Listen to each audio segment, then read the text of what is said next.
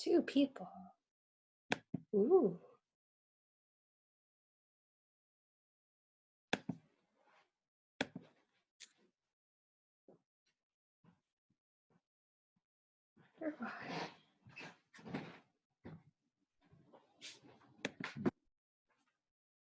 All right.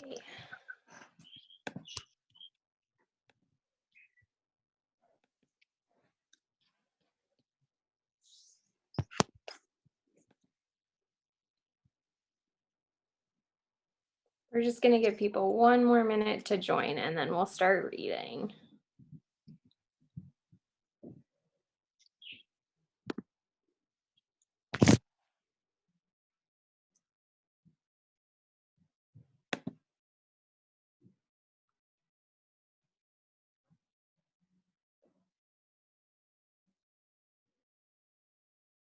Okay. So every morning we're going to be reading a chapter of Harry Potter. So today we're starting with the first book, first chapter, Harry Potter and the Sorcerer's Stone by J.K. Rowling. I have the illustrated version, so I'll make sure to show the pictures, but I'm going to keep it towards me while I'm reading. Chapter 1, The Boy Who Lived. Mr. and Mrs. Dursley of number 4 Privet Drive were proud to say that they were perfectly normal. Thank you very much. They were the last people you'd expect to be involved in anything strange or mysterious because they just didn't hold with such nonsense. Mr. Dursley was the director of a firm called Grunnings, which made drills. He was a big, beefy man with hardly any neck, although he did have a very large mustache. Mrs. Dursley was thin and blonde and had nearly twice the usual amount of neck, which came in very useful as she spent so much time craning over garden fences spying on neighbors. The Dursleys had a small son called Dudley, and in their opinion, there was no finer boy anywhere. The Dursleys had everything they wanted, but they also had a secret, and their greatest fear was that somebody could discover it. They didn't think they could bear it if anyone found out about the Potters. Mrs. Potter was Mrs. Dursley's sister, but they hadn't met for several years. In fact, Mrs. Dursley pretended she didn't have a sister because her sister and her good-for-nothing husband were as un-Dursley-ish as it was possible to be. The Dursleys shuddered to think what the neighbors would say if the Potters arrived in the street. The Dursleys knew the Potters had a small son too, but they had never even seen him. There's all our family photos of the Dursleys.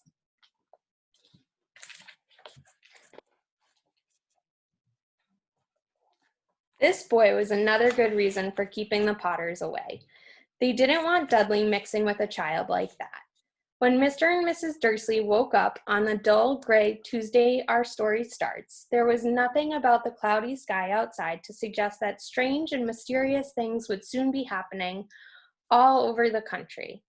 Mr. Dursley hummed as he picked out his most boring tie for work, and Mrs. Dursley gossiped away happily as she wrestled a screaming Dudley into his high chair. None of them noticed a large tawny owl flutter past the window. At 8:30, Mr. Dursley picked up his briefcase, pecked Mrs. Dursley on the cheek, and tried to kiss Dudley goodbye, but missed because Dudley was now having a tantrum and throwing his cereal at the walls. "Little tyke," chortled Mr. Dursley as he left the house. He got into his car and backed out of number 4's drive. It was on the corner of the street that he noticed the first sign of something peculiar: a cat reading a map. For a second, Mr. Dursley didn't realize what he had seen. Then he jerked his head around to look again. There was a tabby cat standing on the corner of Privet Drive, but there wasn't a map in sight. What could he have been thinking? It must have been a trick of the light.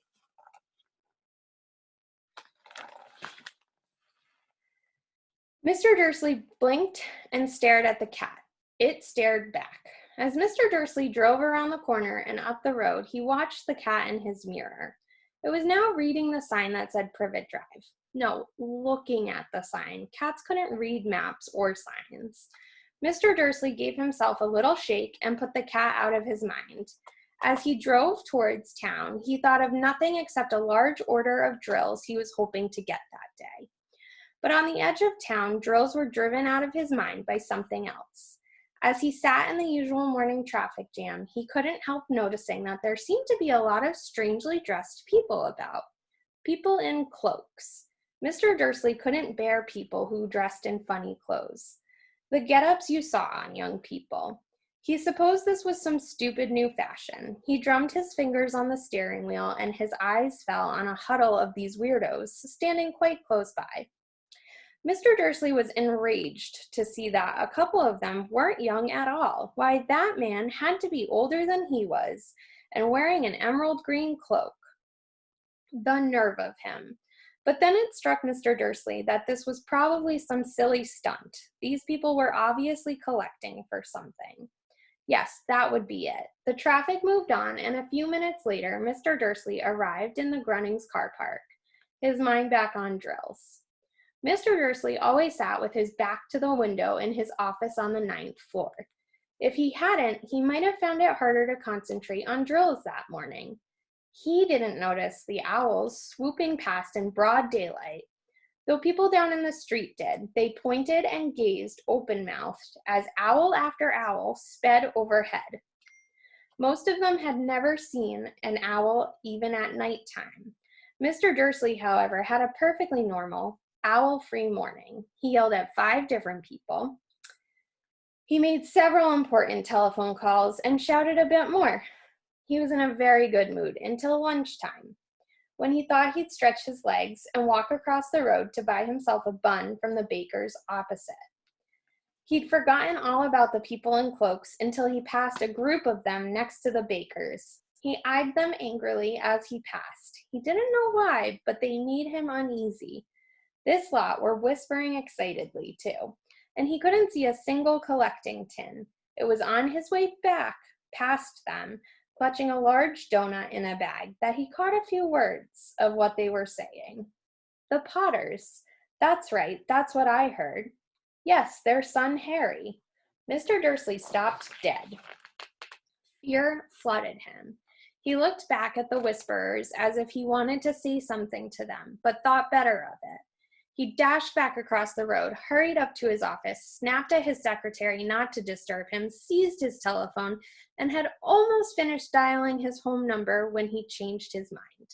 He put the receiver back down and stroked his mustache, thinking, no, he was being stupid. Potter wasn't such an unusual name. He was sure there were lots of people called Potter who had a son called Harry. Come to think of it, he wasn't even sure his nephew was called Harry. He'd never even seen the boy. It might have been Harvey or Harold. There was no point in worrying Mrs. Dursley. She always got so upset at any mention of her sister. He didn't blame her if he'd had a sister like that. But all the same, those people in cloaks. He found it a lot harder to concentrate on drills that afternoon. And when he left the building at 5 o'clock, he was still so worried that he walked straight into someone just outside the door. Sorry, he grunted as the tiny old man stumbled and almost fell. It was a few seconds before Mr. Dursley realized that the man was wearing a violet cloak.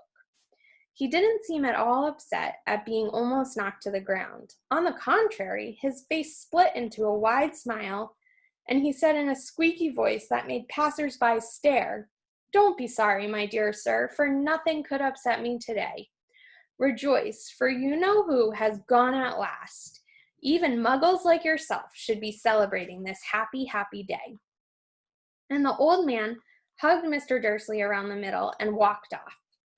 Mr. Dursley stood rooted to the spot. He had been hugged by a complete stranger. He also thought he had been called a muggle, whatever that was. He was rattled. He hurried to his car and set off home, hoping he was imagining things, which he had never hoped before because he did not approve of imagination. As he pulled into the driveway of number 4, the first thing he saw, and it did not improve his mood, was the tabby cat he'd spotted that morning. It was now sitting on his garden wall. He was sure it was the same one. It had the same markings around its eyes. "Shoo," said Mr. Dursley loudly. The cat didn't move. It just gave him a stern look. Was this normal cat behavior, Mr. Dursley wondered? Trying to pull himself together, he let himself into the house. He was still determined not to mention anything to his wife. Mrs. Dursley has had a nice, normal day. She told him over dinner all about Mrs. Next Door's problems with her daughter and how Dudley had learned a new word, shan't. Mr. Dursley tried to act normally. When Dudley had been put to bed, he went into the living room in time to catch the last report on the evening news. And finally, bird watchers everywhere have reported that the nation's owls have been behaving very unusually today. Although owls normally hunt at night and are hardly ever seen in daylight, there have been hundreds of sightings of these birds, flying in every direction since sunrise. Experts are unable to explain why the owls have suddenly changed their sleeping pattern. The newsreader allowed himself a grin. Most mysterious. And now, over to Jim McGuffin with the weather. Going to be any more showers with owls tonight, Jim? Well, Ted, said the weatherman, I don't know about that, but it's not only the owls that have been acting oddly today. Viewers as far apart as Kent, Yorkshire, and Dundee have been phoning in to tell me that instead of the rain I promised yesterday, they've had a downpour of shooting stars. Perhaps people have been celebrating bonfire night early. It's not until next week, folks, but I can promise a wet night tonight.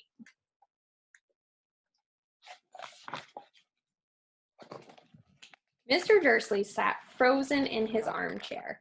Shooting stars all over Britain, owls flying by daylight, mysterious people in cloaks all over the place, and a whisper about the Potters. Mrs. Dursley came into the living room carrying 2 cups of tea. It was no good. He'd have to say something to her. He cleared his throat nervously. Petunia, dear, have you heard from your sister lately? As he had expected, Mrs. Dursley looked shocked and angry. After all, they normally pretended she didn't have a sister. No, she said sharply. Why? Funny stuff on the news, Mr. Dursley mumbled. Owls, shooting stars, and there were a lot of funny-looking people in town today. So, snapped Mrs. Dursley. Well, I just thought maybe it was something to do with, her lot. Mrs. Dursley sipped her tea through pursed lips.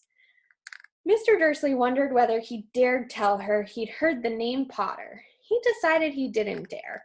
Instead, he said, as casually as he could, their son, he'd be about Dudley's age now, wouldn't he? I suppose so, said Mrs. Dursley stiffly. What's his name again? Howard, isn't it? Harry. Nasty common name, if you ask me. Oh, yes, said Mr. Dursley, his heart sinking horribly. Yes, I quite agree. He didn't say another word on the subject as they went upstairs to bed.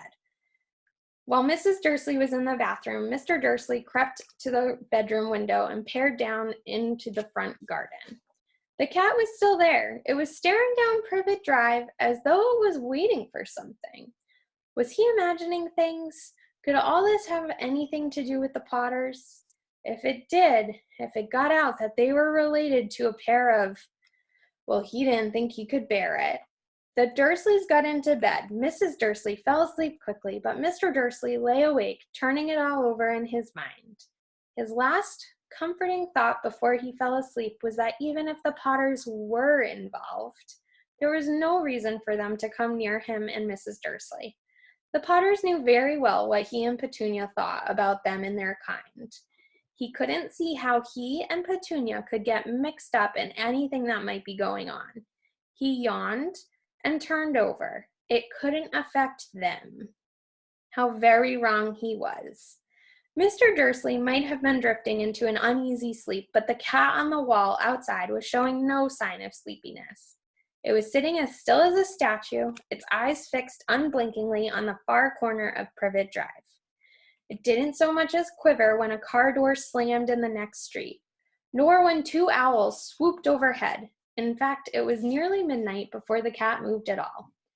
A man appeared on the corner the cat had been watching, appeared so suddenly and silently, you'd have thought he'd just popped out of the ground. The cat's tail twitched and its eyes narrowed. Nothing like this man had ever been seen in Privet Drive. He was tall, thin, and very old, judging by the silver of his hair and beard, which were both long enough to tuck into his belt. He was wearing long robes, a purple cloak which swept the ground, and high-heeled buckled boots. His blue eyes were light, bright, and sparkling behind half-moon spectacles, and his nose was very long and crooked, as though it had been broken at least twice. This man's name was Albus Dumbledore. Albus Dumbledore didn't seem to realize that he had just arrived in a street where everything from his name to his boots was unwelcome. He was busy rummaging in his cloak, looking for something. But he did seem to realize he was being watched, because he looked up suddenly at the cat, which was still staring at him from the other end of the street. For some reason, the sight of the cat seemed to amuse him. He chuckled and muttered, "I should have known." He had found what he was looking for inside his pocket. It seemed to be a silver cigarette lighter. He flicked it open, held it up in the air, and clicked it. The nearest streetlight went out with a small pop. He clicked it again. The next lamp flickered into darkness. 12 times he clicked the put-outer, until the only lights left in the whole street were 2 tiny pinpricks in the distance, which were the eyes of the cat watching him. If anyone looked out their window now, even beady-eyed Mrs. Dursley, they wouldn't be able to see anything that was happening down at the pavement. Dumbledore slipped the put-outer back inside his cloak and set off down the street towards number 4, where he sat down on the wall next to the cat. He didn't look at it, but after a moment he spoke to it. "Fancy seeing you here, Professor McGonagall." He turned to smile at the tabby, but it had gone. Instead, he was smiling at a rather severe-looking woman who was wearing square glasses exactly the shape of the markings the cat had around its eyes. She, too, was wearing a cloak, an emerald one. Her black hair was drawn into a tight bun. She looked distinctly ruffled. "How did you know it was me?" she asked. "My dear Professor, I've never seen a cat sit so stiffly." "You'd be stiff if you'd been sitting on a brick wall all day," said Professor McGonagall. "All day? When you could have been celebrating? I must have passed a dozen feasts and parties on my way here." Professor McGonagall sniffed angrily. "Oh, yes, everyone's celebrating all right," she said impatiently. "You'd think they'd be a bit more careful, but no, even the Muggles had noticed something's going on. It was on their news." She jerked her head back at the Dursleys' dark living room window. "I heard it. Flocks of owls, shooting stars. Well, they're not completely stupid. They were bound to notice something. Shooting stars down in Kent, I'll bet that was Daedalus Diggle. He never had much sense." "You can't blame them," said Dumbledore gently. "We've had precious little to celebrate for 11 years. "I know that," said Professor McGonagall irritably, "but that's no reason to lose our heads. People are being downright careless out on the streets in broad daylight, not even dressed in Muggle clothes, swapping rumors." She threw a sharp, sideways glance at Dumbledore here, as though hoping he was going to tell her something, but he didn't. So she went on. "A fine thing it would be if, on the very day you know who seems to have disappeared at last, the Muggles found out about us all." "I suppose he really has gone, Dumbledore?" "It certainly seems so," said Dumbledore. "We have much to be thankful for. Would you care for a sherbet lemon?" "A what?" "A sherbet lemon. They're a kind of Muggle sweet I'm rather fond of." "No, thank you," said Professor McGonagall coldly, as though she didn't think this was the moment for sherbet lemons.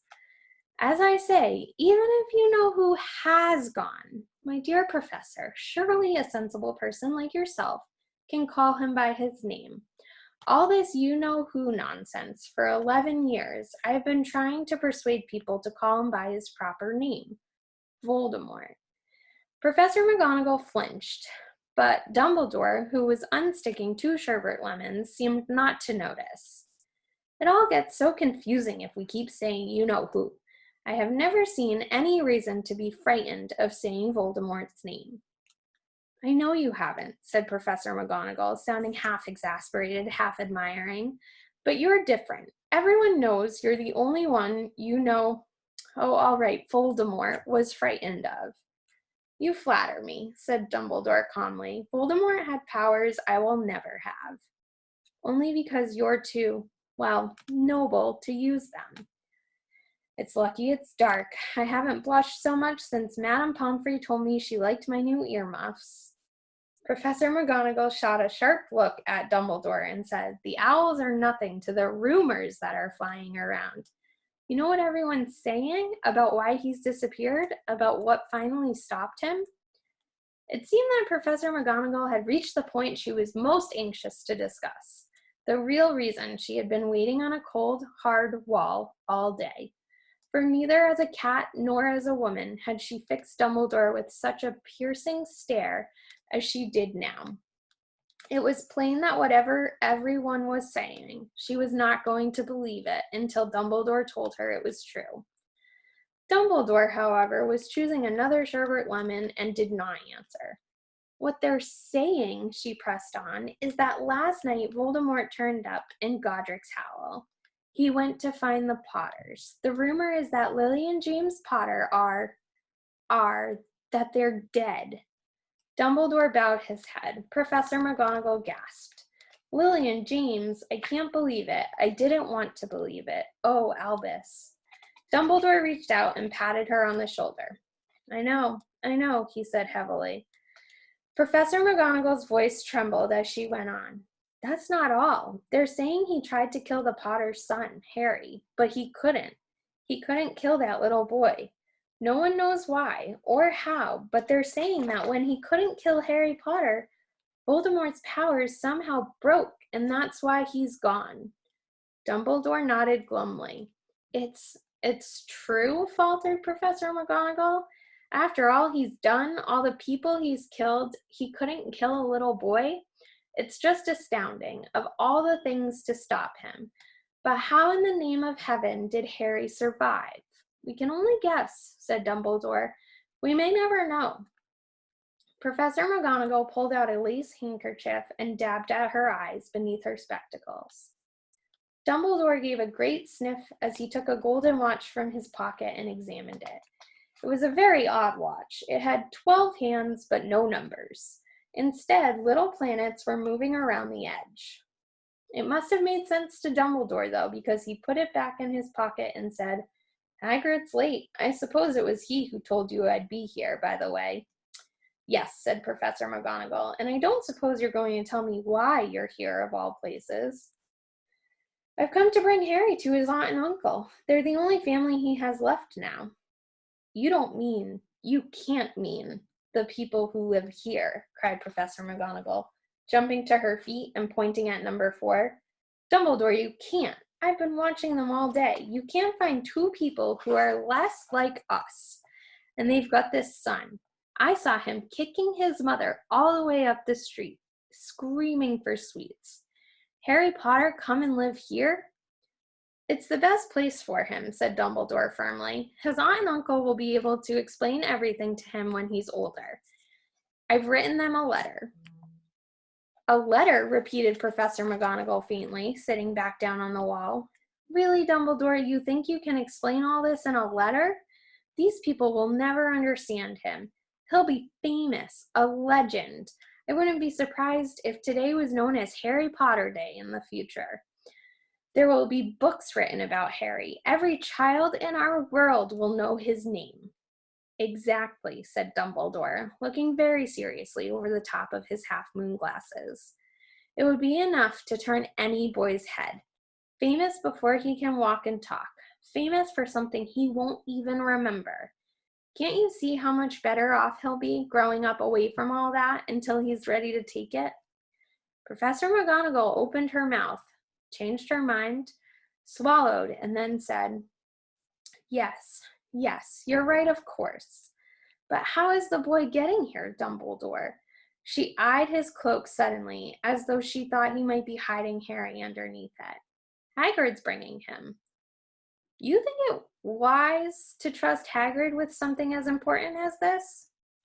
"I would trust Hagrid with my life," said Dumbledore. "I'm not saying his heart isn't in the right place," said Professor McGonagall grudgingly, "but you can't pretend he's not careless. He does tend to—" What was that?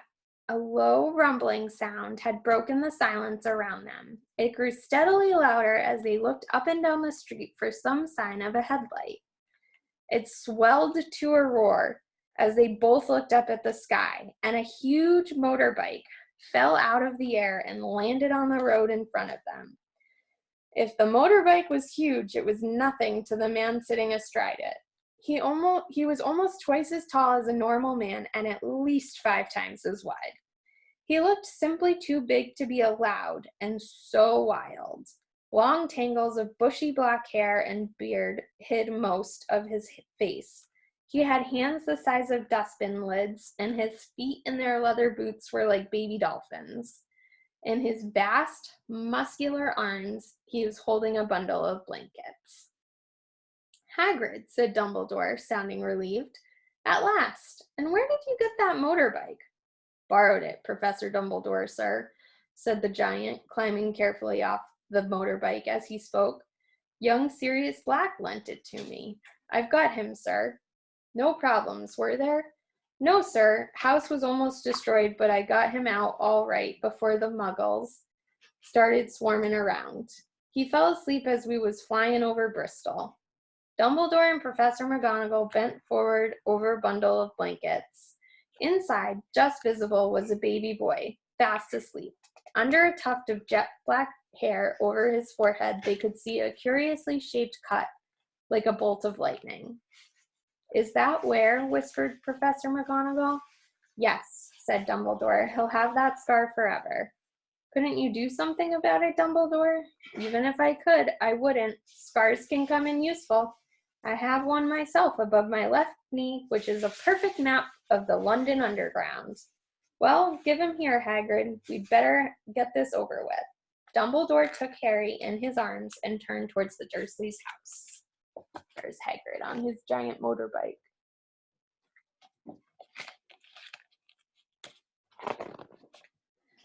Could I say goodbye to him, sir? Asked Hagrid. He bent his great shaggy head over Harry and gave him what must have been a very scratchy, whiskery kiss. Then, suddenly, Hagrid let out a howl like a wounded dog. Shh, hissed Professor McGonagall. You'll wake the muggles.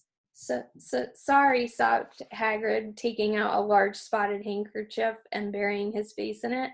But I can't stand it. Lily and Jane's dead, and poor little Harry off to live with the muggles. Yes, it's all very sad, but get a grip on yourself, Hagrid, or we'll be found, Professor McGonagall whispered, patting Hagrid gingerly on the arm as Dumbledore stepped over the low garden wall and walked to the front step. He laid Harry gently on the doorstep, took a letter out of his cloak, tucked it inside Harry's blankets, and then came back to the other two. For a full minute, the three of them stood there and looked at the little bundle. Hagrid's shoulders shook. Professor McGonagall blinked furiously, and the twinkling light that usually shone from Dumbledore's eyes seemed to have gone out. Well, said Dumbledore finally, that's that. We've no business staying here. We may as well go and join the celebrations. Yeah, said Hagrid in a very muffled voice. I'd best get this bike away. Good night, Professor McGonagall. Professor Dumbledore, sir. Wiping his streaming eyes on his jacket sleeve, Hagrid swung himself onto the motorbike and kicked the engine into life.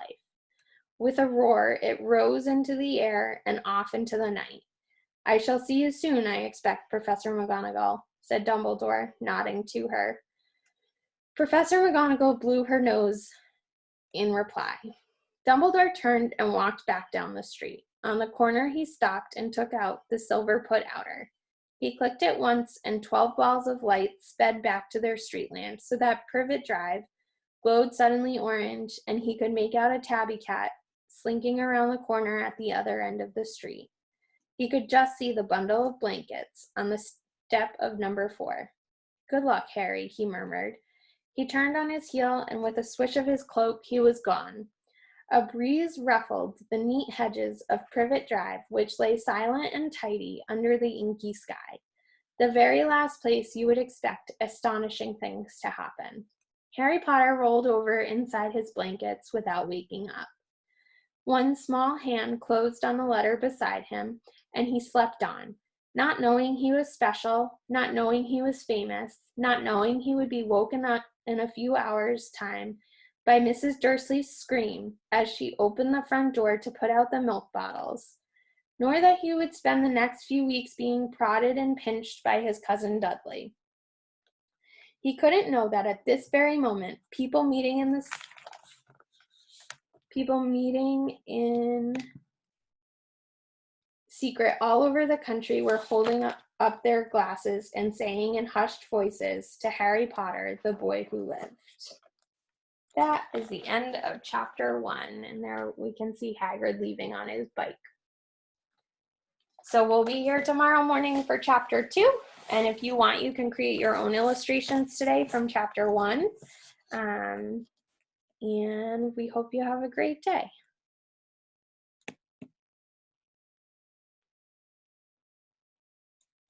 I would like to end